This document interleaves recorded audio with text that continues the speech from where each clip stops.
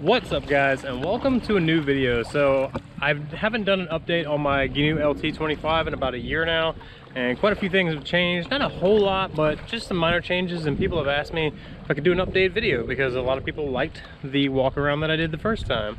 So let's go ahead and walk around my 2023 yes, 2023 Gheenoe LT25. So this thing is just a beauty. I am so in love with this boat. I've had it for about a year and a half now, and I had a Yamaha 25 on the back. That's probably the main thing that changed, but we'll go start from the bow. We'll work our way back to the stern and just go ahead and go through everything. So this right here is a Minn Kota 55-pound thrust variable trolling motor. But I went with the hand variable controller one because it was much cheaper, and honestly I'm just using it for fishing. Like, I don't really need anything super fancy. I believe these boats, the simpler you keep them, the less you'll really have to do to them to keep them maintained. So Minn Kota 55-pound thrust, and that is a 42-inch shaft if anyone is wondering. This is my turtle box. I believe it's a Gen 2. I can't remember honestly, but I toyed around with the idea of doing a stereo system. Like, a lot of people put speakers in the rear deck right there, and I just kind of decided that I do a lot of stuff that's already outside, and I felt like I could utilize the turtle box for more things than just the boat. So I use this thing like anytime I'm doing yard work or anything I'm doing. I bring this thing out and I love listening to music. So all right, so as you can see, the build on this boat is front deck 2 hatches, rear deck 2 hatches as well. It's gonna have a bilge pump and aerator in there, which supplies my live well, which is right here. We got loaded up on some baits this morning. And this is the small center box, which I feel like gives you the most room without going with like a small center console or anything like that. And this boat is obviously tiller driven, but I mean, look at this. Like, I can step in this boat and like literally tons of space. So yeah, lots of space, makes it nice when I have 2 or 3 people on the boat. So very nice. So have the grab bar, which I don't really grab this too much, but I love having it there because it supports my Simrad. I don't know if you can actually see that right now, but I have a Simrad Go 9, and then I have Floater Marine Tracks north and south chip on there, a little lodestone to hold your baits, and then I have the Bob's jack plate, or I'm sorry, not jack plate, but is a tilt and trim. So we'll go right back here real quick. So as you can see, that is the Bob's tilt and trim unit right there, and absolutely love that because I can swap motors on this thing and still have tilt and trim no matter what motor I put on here. So this is my Arctic 32 ultralight, super light. This thing's like 11 pounds, I believe. Holds a lot of ice, holds a lot of food and water, and I recently picked up this seat, which makes a huge difference because I sit on this cooler while I drive, and obviously I lean up against here. That's why I have that little hole noodle right there.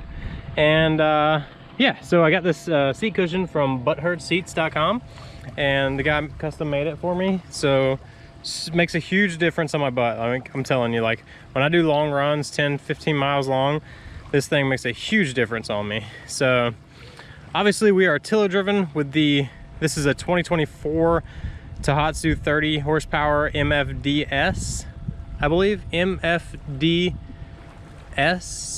I don't know.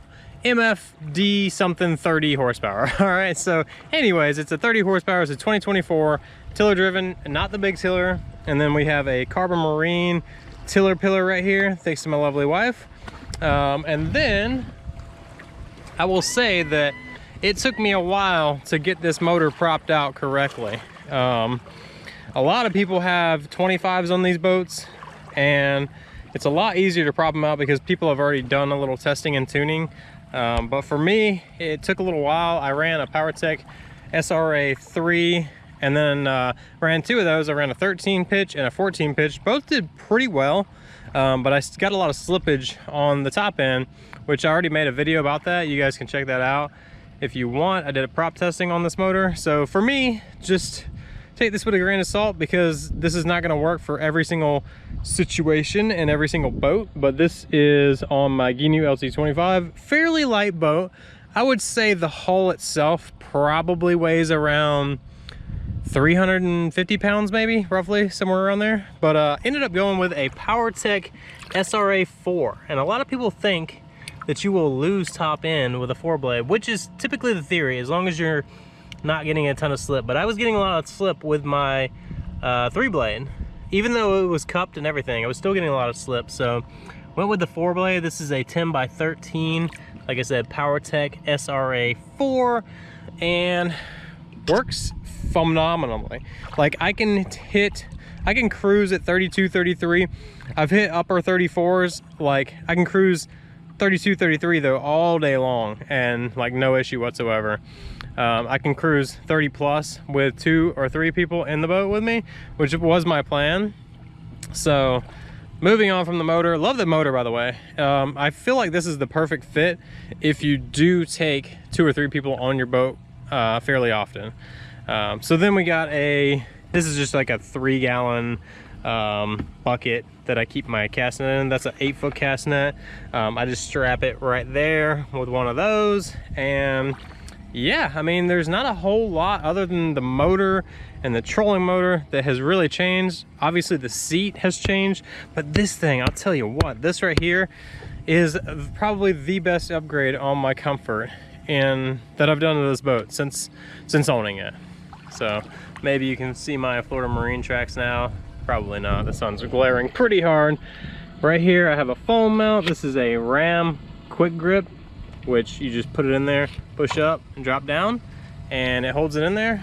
These right here I got off of Amazon. They're just stainless steel rod holders. Nothing real fancy about that. And then obviously we have the poling platform. This is the poling platform that Custom Gheenoe supplies when you order one. I believe it's from Blue Point Fabrication. Don't quote me on that, but I'm pretty positive that that's who makes these. And they do phenomenal work. Like, the welds on this thing are just absolutely beautiful. So, and then obviously we have a stakeout pole here, and then we have our transducer down there. That's for the Samurai Go 9.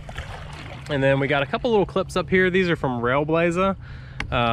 You can find them on Amazon and things like that, but sometimes I put my GoPro here, and then obviously I have my push-pull clip right there. Glad I said that, because these right here are Hammertech Marine push-pull, no snag push-pull holders. So I don't have my push-pull with me today, but yeah, so this one actually comes out and the push-pull goes in here.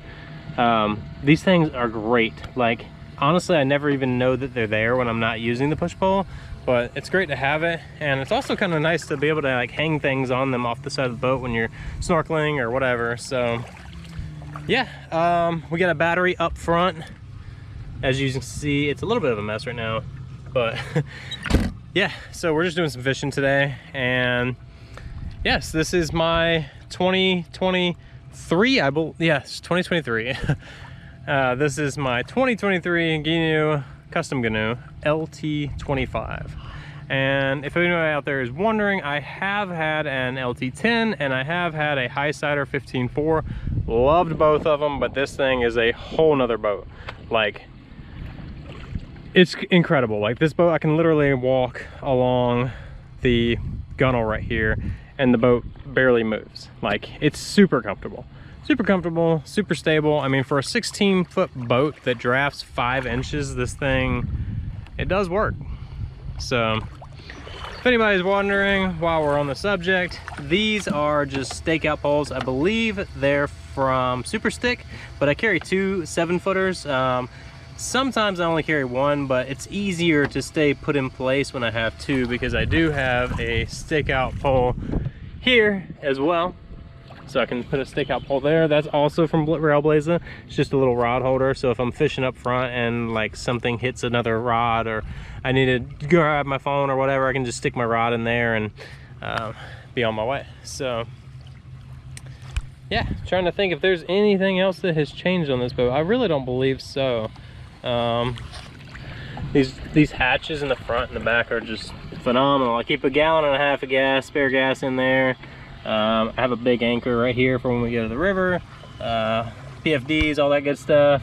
Towels, little teepee for the bunghole, you know, you never know, right? And then one more thing. So I say one more thing, but I'm gonna think of more things. So this right here is tackle webs. I got this off of Amazon. It's really nice because I just zip tied it to this right here, to my grab bar, and then I can throw little things in here like ropes, pliers, whatever you have, and you can throw it in there and kind of keep it out of the way. This right here, the live well, when I am not fishing with live bait or cut bait, you can actually use this as a dry storage. You just cap off the stand pipe right there, cap that off, and then you can use it as a dry storage as well. So whew. All right guys, it's getting warm, it's getting hot. I'm gonna go try to catch some more fish. Thank you for watching. Hopefully this answered any of your questions that some of you have had. I know quite a few of you have messaged me and asked me about updates on it, and sometimes it's just hard to get back to everybody. So hope you guys enjoyed. If you're thinking about getting you a Custom Gheenoe LT25 or any Gheenoe out there, I highly recommend them. For the price, I think it's pretty hard to beat. So thanks for watching, guys. Peace, and we'll see you on the next one.